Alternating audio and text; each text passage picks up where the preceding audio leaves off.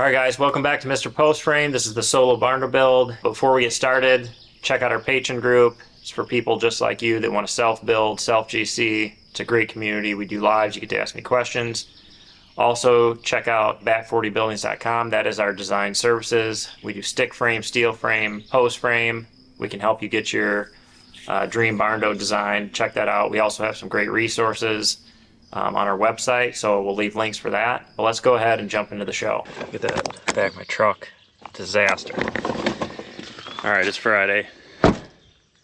Did not work here yesterday because it rained. They got 5 inches of rain. So, we got some water and mud issues. Sitting water all on the outside, so no chance I'm doing anything around there today. Supposed to be dry this weekend, hopefully. There's standing water in here because all the water is coming off the roof, landing here. We don't have our finished grade, so the water just piles up here and it ran back. We got standing water there, which will dissipate pretty quick. So windows are coming. So I'm gonna try to, that's all rock along there. So I'm gonna try to get all the windows installed. I probably can get that one maybe later this afternoon. If it dries up a little, maybe I can put something on the ground I can walk on. But it'd be nice to have all the windows installed since they're getting delivered. That way they're not just sitting around. I don't have to move them around.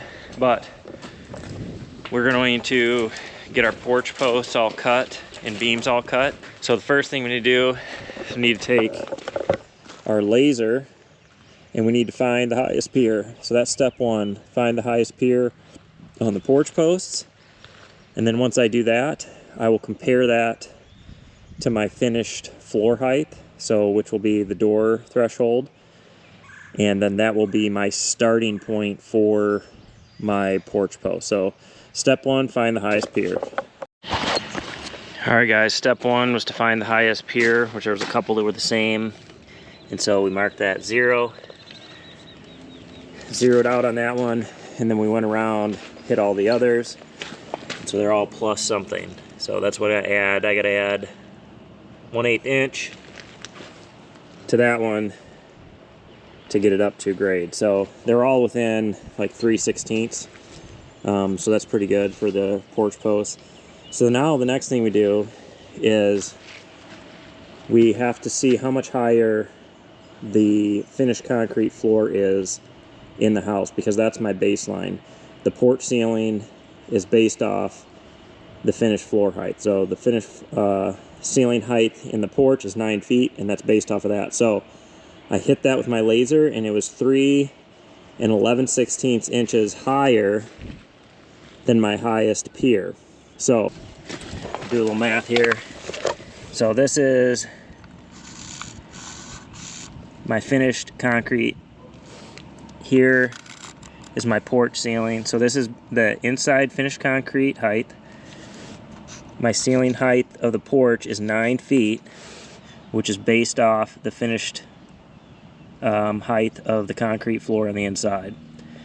My pier, my highest pier, is out here, and it sits 3 11/16 lower than the finished concrete.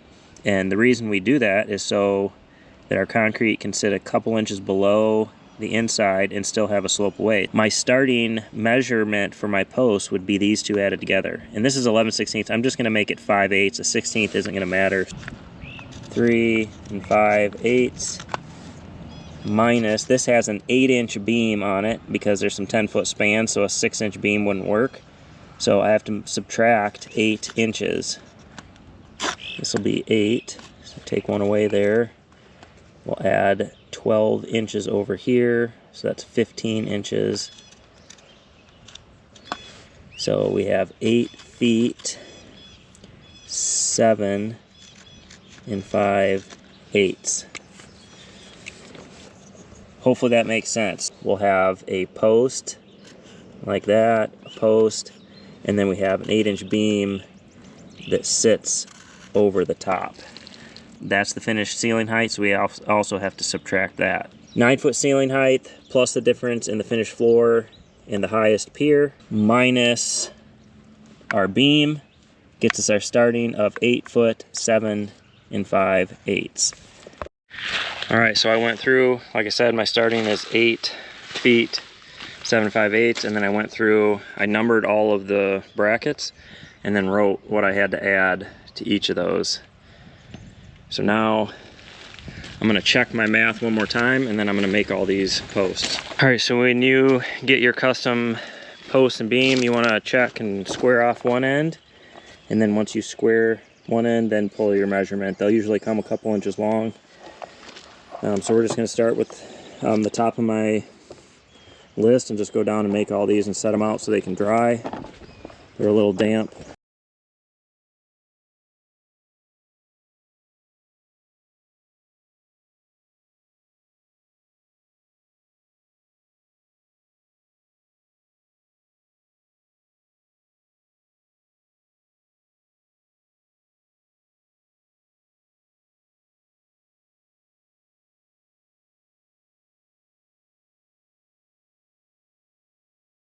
All right, I got all the posts cut and prepped, and they were gonna stain them, but I just think they're too damp. So see, I got them all numbered,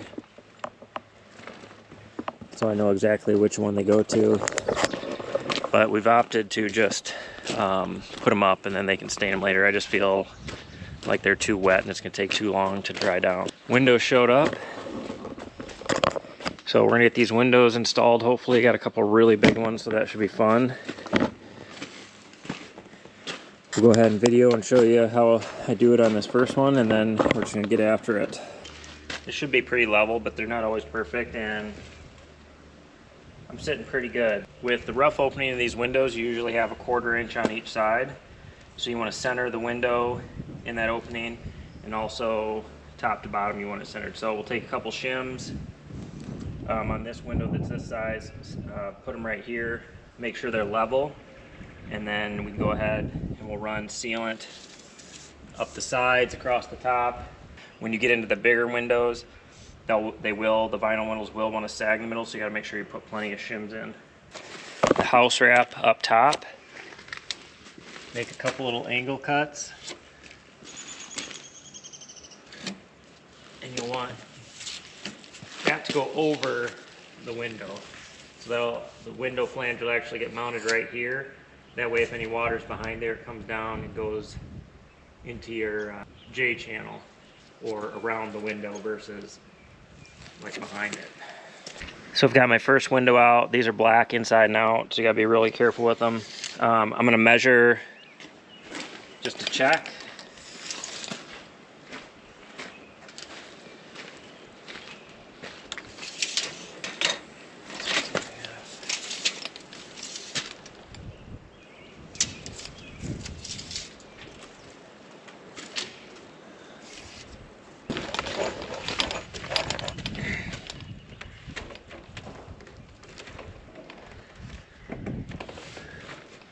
How much room do I have at the top? About like the sides, probably 1/4, 3/8 of an inch maybe. Am I even both left to right? That looks pretty good. Gaps on each side are equal pretty much.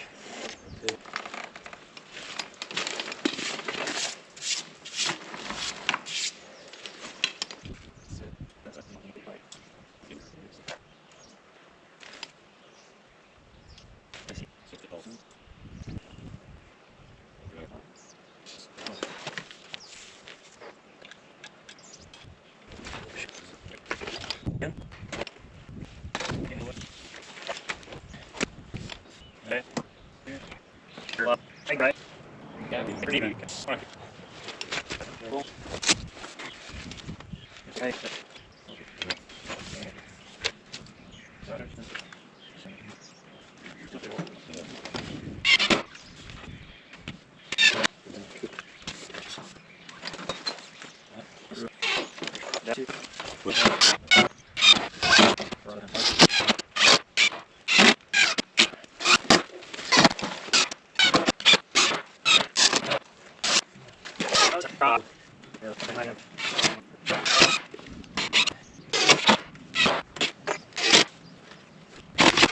Screws every other one on the bottom, and so now we'll use flashing tape up our sides and then across the top, and you can see our house wrap goes over the nailing flange, so I'll cut that, tape it, and we'll be good to go.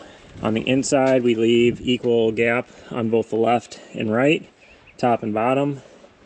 That makes making your trim a lot nicer.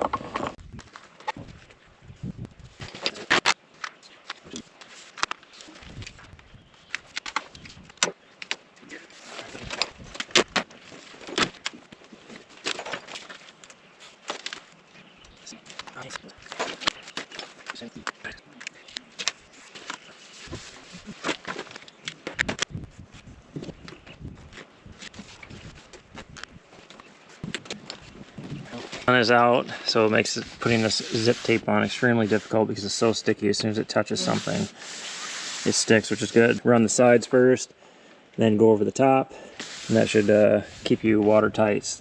You can see this seam right here. There's sealant behind the window flange, and then you got the tape from the flange to the house wrap, so this window should never leak unless there's a manufacturer problem.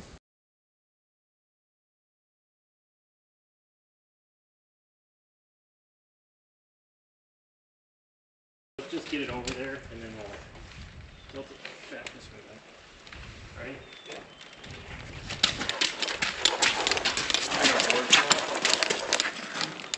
Huh? How do you want to get under this? You can get under that way if you want to do that. It's just going to be harder to tip it. I know. Good? Ooh, I just put my hand on the sealant. That's awesome. That wasn't actually bad at all. Was it? No, not at all. That's a good idea. Across the top overall. Just nothing on a vinyl window is ever. I mean, according to this, the right side could go up a little, which is fine. Let me check each individual. These things. They're the window seals. Yeah, the right side needs to go up a little bit.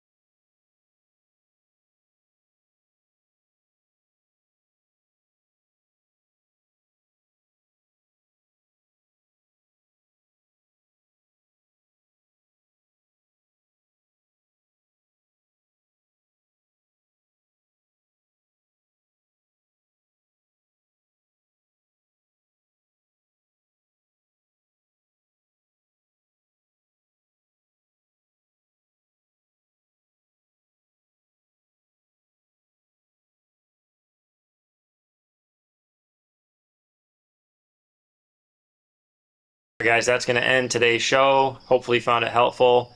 As always, don't forget to hit that subscribe button, share it with your friends. Thanks for watching, and we'll catch you on the next video.